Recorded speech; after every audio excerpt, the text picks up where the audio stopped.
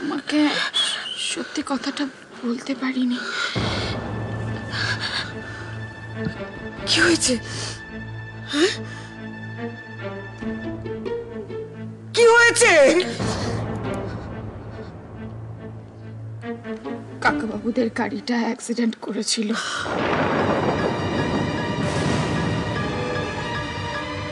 উনি উনি কোথায়? কেমন আছে? কোথায় আছে?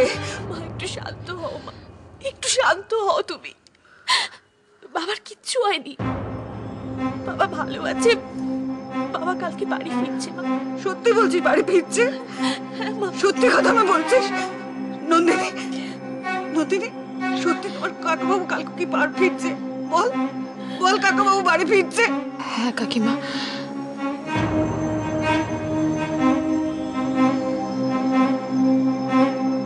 মাধব,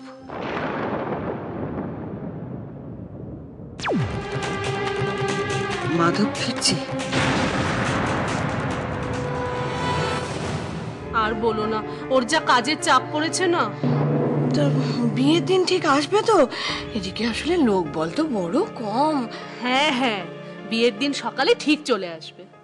সেই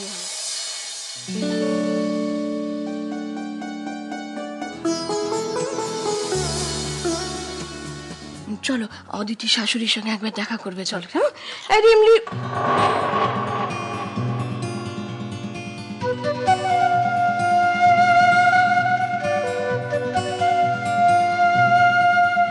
ও বাবা সঞ্জু,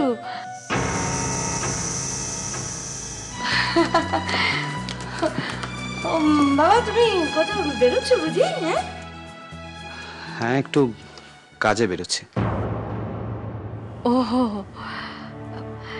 এ হচ্ছে আমার ভাইয়ের বউ ছন্দা।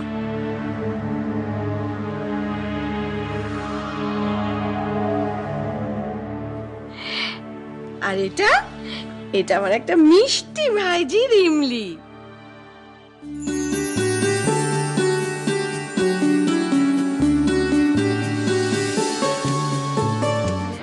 আমি একটু বেরোচ্ছি, এসো বাবু।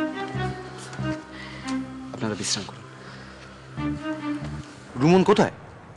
জামশেদপুরে চাকরি নিয়ে চলে গেছে। হঠাৎ? কি কারণে? ও আর সহ্য করতে পারছিল না, এই বাড়ির পরিবেশ আর থাকতে পারছিল না, তাই জন্য সুযোগটা পাওয়াতে চলে গেল। এতে কি লাভ হচ্ছে বলো তো? নন্দিনীর জীবনটা তো নষ্ট হয়েছেই, আরেকটা মেয়ের জীবন নষ্ট হবে।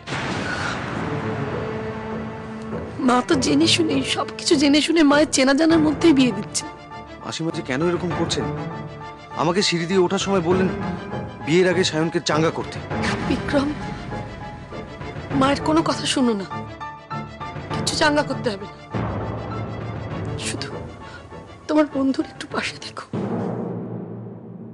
কখন এলে? এই তো কিছুক্ষণ আগে এলাম রে। তোর মা শাশুড়ির সাথে গল্প করছি। দিদি,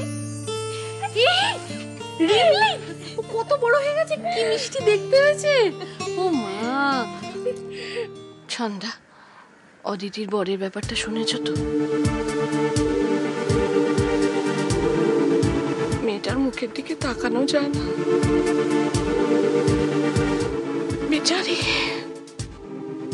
তোর বাবা যখনই কলকাতায় গেছে গিয়ে আমার সঙ্গে ফোনে কথা বলেছে,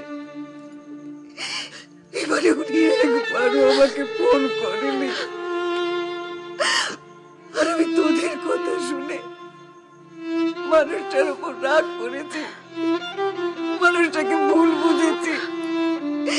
তোরা কেন এসব মিথ্যে কথা আমার কাছে বলেছিস? মা,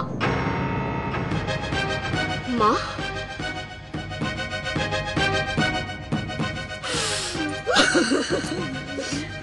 কি হয়েছে? হ্যাঁ কি হয়েছে তোমাদের?